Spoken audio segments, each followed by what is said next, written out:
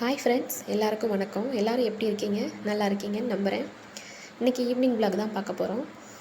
நீங்கள் ஈவினிங் பார்த்தீங்கன்னா எனக்கு பிளாக் காஃபி இல்லாமல் காலையிலையும் சரி ஈவினிங்கும் சரி எனக்கு கண்டிப்பாக பிளாக் காஃபி வேணும். பிளாக் காஃபி இல்லாமல் என்னால் எந்த ஒரு ரொட்டீன் வேலையுமே பார்க்க முடியாது.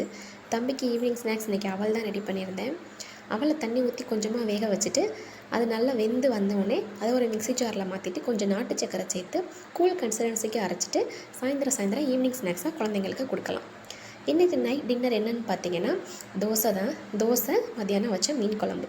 தம்பிக்கு தோசையே போதும்னு சொல்லிட்டான். அதனால் தோசை வச்சு அவனுக்கு மீன் குழம்பு வச்சு கொடுத்துட்டு மத்தியானம் மிச்சம் இருந்த சாதத்தை வச்சு மீன் குழம்பு வச்சு நானும் சாப்பிட்டாச்சு. அதுக்கப்புறம் கிச்சன் க்ளீன் பண்ணுற வேலை பெரிய வேலைங்க. கிச்சனை க்ளீன் பண்ணி சுத்தமாக வச்சுட்டு அதுக்கப்புறம் தான் மித்த வேலையே. எனக்கு கிச்சன் க்ளீன் பண்ணுறது தான் காலையில் வரும்போதும் சரி ஈவினிங் வேலை முடிச்சுட்டு போகும்போதும் சரி எனக்கு கசகசன்னு இருந்தால் பிடிக்கவே பிடிக்காது. உங்கள் கிச்சனை நீங்கள் எப்படி வச்சுருப்பீங்கன்னு எனக்கு கமெண்ட் பண்ணுங்கள்.